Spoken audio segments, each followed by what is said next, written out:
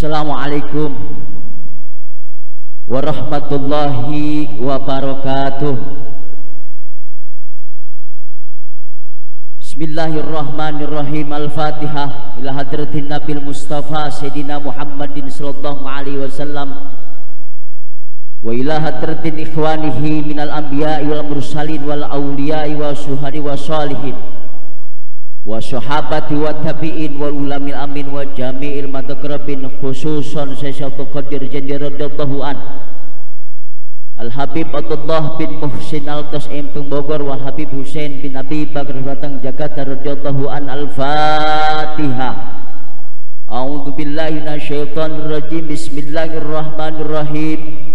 Alhamdulillahi rabbil alamin arrahmanir rahim maliki yaumiddin. Iyyaka na'budu wa iyyaka nasta'in ihdinas siratal mustaqim siratal ladzina an'amta 'alaihim ghairil maghdubi 'alaihim waladdallin. Al-Fatihah untuk pondok kita, Pondok Pesantren Gaza. Mudah-mudahan Allah beri keberkahan, kelancaran. Allah jadikan santriwan-santriwati yang menjadi anak yang soleh dan solehah, taat kepada Allah, Rasulnya, agamanya, kedua orang tua dan guru-gurunya. Al-Fatihah. A'udzu billahi minasyaitonir rajim. Bismillahirrahmanirrahim. Alhamdulillahi rabbil alamin arrahmanir rahim maliki yaumiddin. Iyyaka na'budu wa iyyaka nasta'in ihdinas siratal mustaqim siratal ladzina an'amta 'alaihim ghairil maghdubi 'alaihim waladdallin. Amin. Bismillah walhamdulillah wassalatu wassalamu ala Rasulillah Sayyidina Muhammad ibn Abdullah wa ala alihi wa sahbihi wa man walah. Ashhadu an la ilaha illallah wa ashhadu anna Muhammadan abduhu wa rasuluh. Allahumma salli ala Sayyidina Muhammad wa ala alihi Sayyidina Muhammad. Yang saya hormati kepada para alim ulama, para kiai, para habaib, wabil khusus Habib Hanif sedang di perjalanan. Yang saya hormati kepada Dr. Ustaz Saiful Falah, sama masih di perjalanan ini ya. Para jamaah, wali murid, para santriwan santriwati yang tidak disebut satu persatu, mudah-mudahan tidak mengurangi rasa hormat saya, amin ya rabbal alamin. Para jamaah yang insyaallah dimulai Allah subhanahu wa ta'ala, khususnya para wisuda,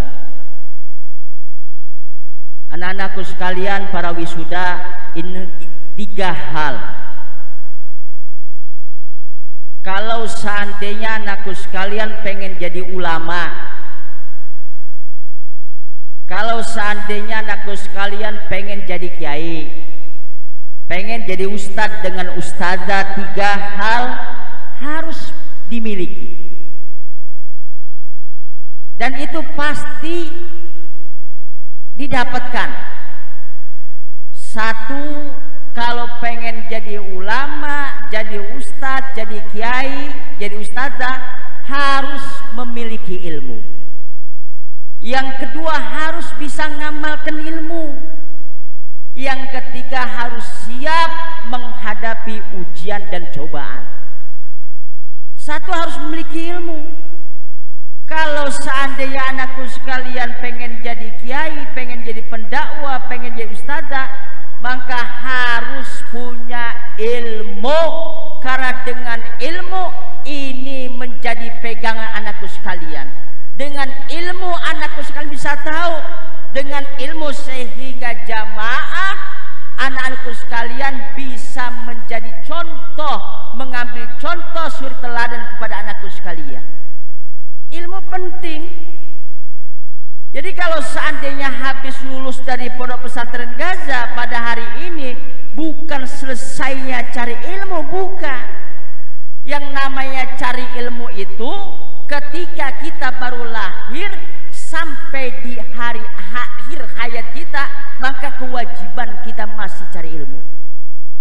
Jadi setelah lulus bukan stop, bukan cukup.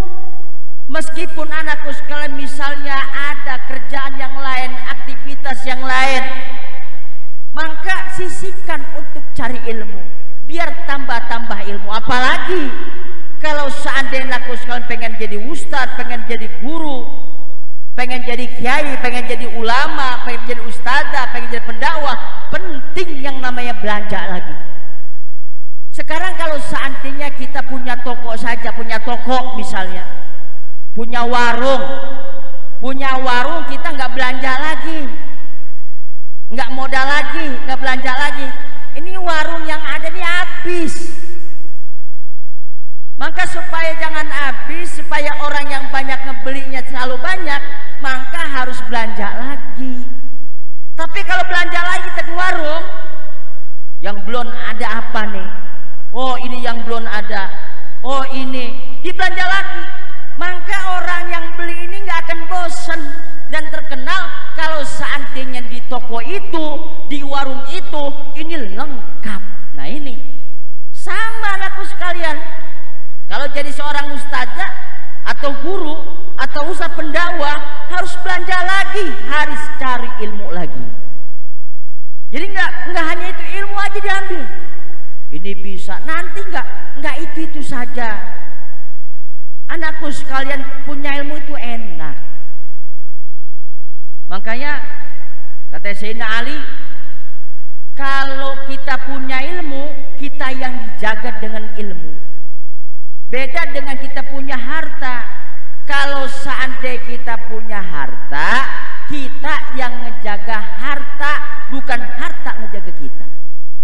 Anakku sekalian, jamaah misalnya punya harta, punya uang 1 M, ngedadak berapa M punya uang di rumah. Yang biasanya nggak punya uang, nggak punya duit, belum pernah megang duit banyak, ada di rumah nggak tenang. Justru kita ngejagain harta kita, ngejagain uang, takut dirampok orang. Nah ini. Tapi kalau punya ilmu beda. Kalau punya ilmu ini kita tenang. Bukan kita yang jaga ilmu, tapi ilmu yang jaga kita. Kalau seandainya ilmu selalu digunakan, dipakai, ilmu ini akan nambah. Nih calon alumni anakku sekalian, kalau seandainya setelah lulus diamalkan ilmunya, dimanfaatkan ilmunya, bisa apapun, meskipun hanya bisa basmalah saja contohnya misalnya, diamalkan, ini akan bertambah nih ilmu. Beda dengan harta. Kalau harta banyak digunakan, semakin digunakan akan semakin habis. Tapi kalau ilmu anakku sekalian, semakin digunakan dengan diri sendiri, kemudian dimanfaatkan, digunakan, disebarkan, diajarkan kepada orang lain, maka ilmu akan bertambah. Jadi kalau ilmu kita dijaga, kalau digunakan ilmu akan bertambah. Kalau harta kita yang jaga, dan kita kalau seandainya makai itu harta, maka harta semakin berkurang, bahkan semakin habis. Jadi kalau seandainya aku sekalian sehabis lulus dari pondok sini, bukan selesai cari ilmu, tapi cari ilmu lagi. Mau mondok pesantren lagi silahkan, mau ke pelosok silahkan, Lirboyo silahkan, atau ke perguruan tinggi silahkan. Karena pentingnya punya ilmu. Apalagi kalau seandainya cita-cita menjadi seorang pendakwah, cita-cita menjadi seorang ulama, cita-cita jadi seorang kiai. Kemudian jadi seorang pendakwah, kiai yang kedua harus mau mengamalkan ilmu yang ada. Nggak diamalkan, ini akan diminta pertanggungjawabannya oleh Allah. Harus bisa diamalkan, diamalkan untuk diri sendiri dan diamalkan untuk orang lain, diajarkan diajarkan, dikasih tahu, harus bisa diamalkan. Jadi jangan sampai punya ilmu, lulus dari pondok pesantren, diem saja di rumah, tidak melakukan sesuatu. Maka harusnya bagusnya setelah lulus dari pondok pesantren, kalau seandainya tidak nerus lagi cari ilmu, di samping dia nerus cari ilmu, kemudian diamalkan yang dia miliki ini ilmunya. Enggak mesti kemana-mana kok ngamalkannya, enggak mesti ke lembaga kok. Meskipun di rumah, anakku sekalian, jadikanlah diri kita menjadi manfaat bagi orang lain. Di rumah bisa ngajarkan, paling enggak kalau seandainya kita tidak mampu ngajarkan orang lain, ajarkan buat keluarga kita, diajarkan. Jadi kepahitnya kalau seandainya kita belum bisa, ya belum diizinkan, belum bisa, yang jelas bagaimana ilmu kita manfaat. Jadi nggak bisa ke orang lain, ke keluarga. Ada adik panggil, ada saudara ponakan panggil, yuk nak ngaji sama abang, ngaji sama empok, ngaji sama teteh. Dimanfaatin ilmunya, dikembangkan ilmunya, biar apa? Biar berkah semuanya.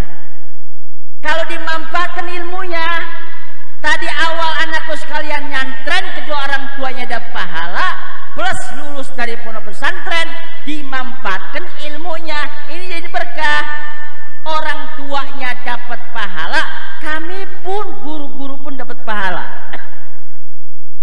Dapat pahala, orang tuanya dapat pahala, dapat ganjaran.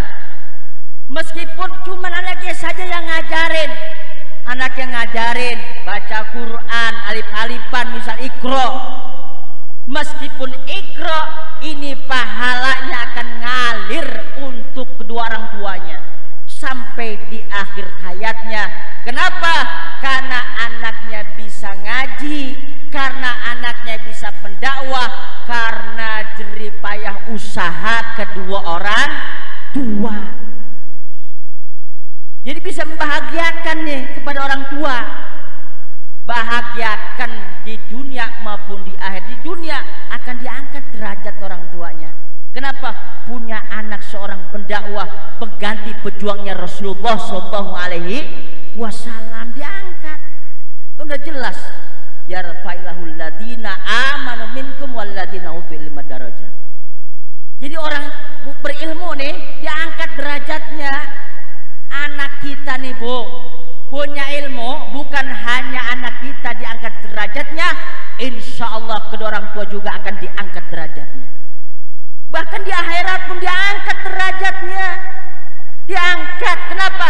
Karena anaknya orang berilmu dan soleh, dan dia memanfaatkan ilmunya, diangkat, dimuliakan.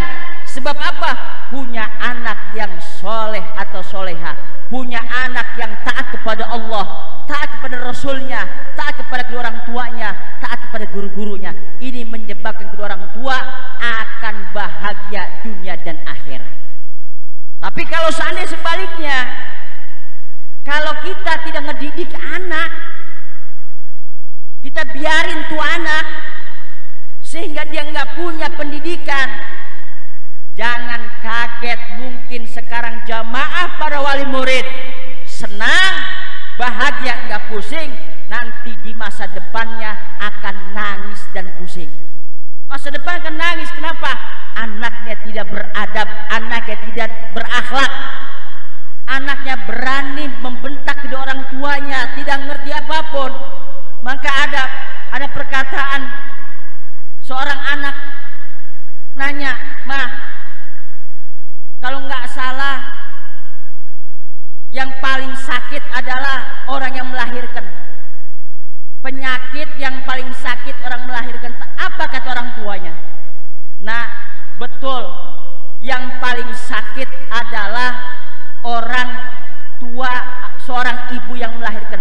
Tapi lebih sakit lagi seorang anak yang disayang, seorang anak yang dididik luar biasa, tapi membentak berani kedua orang tuanya. Oh, sakit. Coba aja ibu, Anak misalnya ngomong sepatah dibentak sama orang tua, sakit nggak? Sakit. Kalau pengen nggak seperti itu, dididik anaknya, diajarin anaknya. Karena pertama madrasah pertama, sekolah pertama kedua orang tua, khususnya ibu. Nah ibu-ibu nih, ini hati-hati punya anak. Dari sekarang ngedidik. Nih anak baik nih tergantung dari orang tua, khususnya ibunya.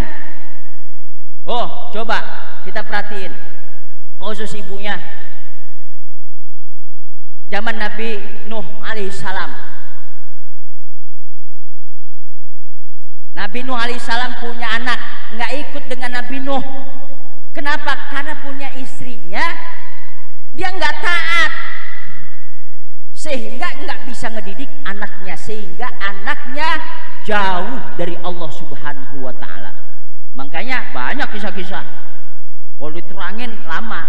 Nah ini, jadi harus memanfaatkan ilmu, mengamalkan ilmu, biar ilmu manfaat.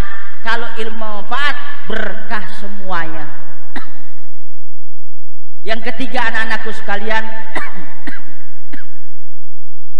seorang ustadz, seorang kiai, seorang ulama harus siap menghadapi ujian.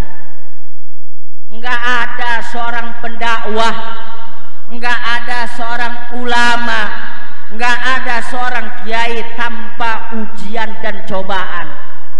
Jangankan seorang ulama, jangankan seorang waliullah, Kanjeng Nabi Sayyidina Muhammad sallallahu alaihi wasallam aja diuji, dicoba oleh Allah.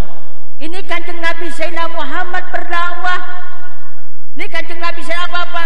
Enak, bagaikan membalikan telapak tangan? Tidak. Tapi Kanjeng Nabi Sayyidina Muhammad sallallahu alaihi wasallam diuji oleh Allah, dicoba oleh Allah. Bahkan Kanjeng Nabi Sayyidina Muhammad disambit, dicaci maki, dibilang gila dakwah Kanjeng Nabi Sayyidina Rasulullah sallallahu alaihi wasallam. Meskipun bagaimanapun, pasti anakku sekalian, ketika di luar pondok pesantren mengamalkan ilmu, memanfaatkan ilmu, tidak begitu mudah gampang membalikan telapak tangan. Pasti ada ujian dan cobaannya, ada rintangan, ada cacian. Belum tentu semua menerima, tapi insya Allah dengan jalan dan langkah, dengan usaha kita untuk dakwah di jalan Allah Subhanahu wa Ta'ala, ini yang dinilai oleh Allah Subhanahu wa Ta'ala. Yang dinilai, harus tahu, yang dinilai bukan keberhasilan kesuksesannya, tapi ingat, yang dinilai oleh Allah adalah usahanya. Kalau seandainya hasilnya ketika dakwah banyak umat, kasihan yang lainnya. Tapi bukan hasilnya, tapi usahanya. Kita lihat para nabi yang dahulu, usahanya, meskipun umat berapa orang, tapi usahanya gigih, dia berjuang di jalan Allah Subhanahu wa Ta'ala.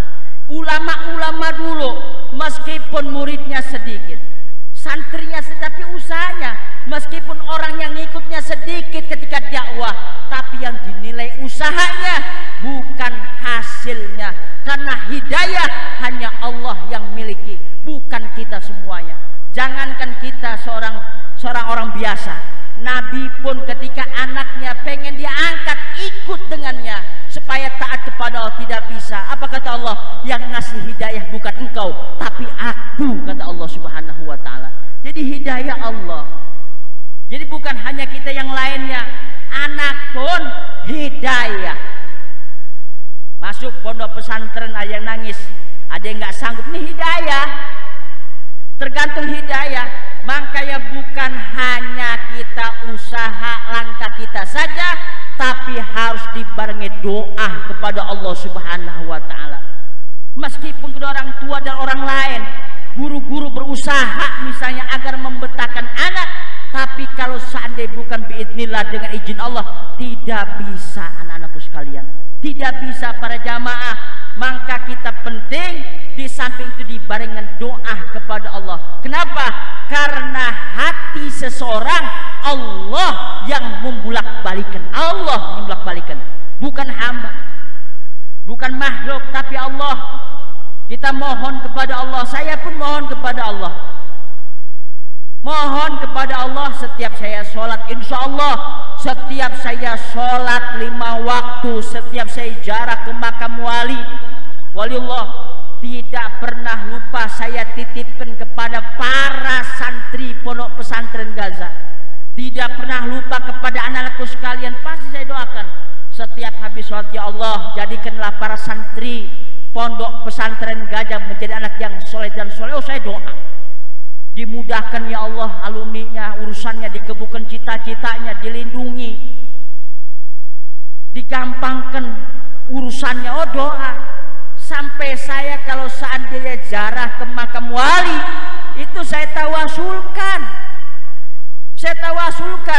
saya panggil tuh makam wali, saya sebut, saya panggil, saya bilang, ya Allah dengan kesolehan wali ini hamba memohon ya Allah, mudah-mudahan kesolehan kebaikan wali ini diwariskan kepada anak hamba dan murid-murid hamba atau santri pondok pesantren Gaza. Saya mohon kepada Allah, ya Allah dengan ilmunya wali ini, misalnya saya jarak ke Habib Hussein luar Batang, nah saya doa minta kepada Allah, ya Allah mudah-mudahannya ilmu Habib Hussein, kesolehannya Habib Hussein, kebaikannya Habib Hussein wariskan ya Allah kepada para santri-santri hamba. Nah saya doa, saya mohon setelah baca Yasin dan tahlil, oh saya kalau jarah khusyuk, buat apa? Mohon untuk para santri. Misalnya kalau saya doa Allahumma bibarakah qara'tu suratul Yasin wa tahlil wa bihaqi Syekh Habib Hussein luar Batang, saya panggil Habib Husseinnya, ya Allah ya Habibullah ya Hadratin Al Habib Hussein luar Batang Jakarta radhiyallahu an. Saya bilang saya menghadap engkau dan Tuhan engkau, dan saya meminta kepada Tuhan engkau dan Tuhan saya, berarti kepada siapa? Kepada Allah. Wa as'alu ila rabbika wa rabbi, saya ngomong gitu kalau bahasa Arab ya, wa as'alu ila rabbika wa rabbi, saya meminta memohon kepada Tuhan engkau dan Tuhan saya, ikdi hajati, itu kan, kabulkan hajat saya, sebutin semuanya dari A sampai Z. Nah saya aja yang bukan anak kandung saya doakan loh. Nah cuman yang saya pertanyakan, ini ibu bapaknya anak sendiri, masa malas ngedoa? Padahal doa para jamaah untungnya buat ibu sendiri, orang tua. Ketika jamaah para orang tua mendoakan anak plus dapat pahala kemudian dikabul oleh Allah, ini yang mendapat sangat luar biasa. Ini hadiah yang diberikan kepada kita semua, punya anak yang soleh dan solehah. Nah ini para jamaah yang insya Allah Allah Subhanahu Wa Taala, nih cukup belum waktunya sambil nunggu? Udah cukup. Alhamdulillah ya, pada hari ini wisuda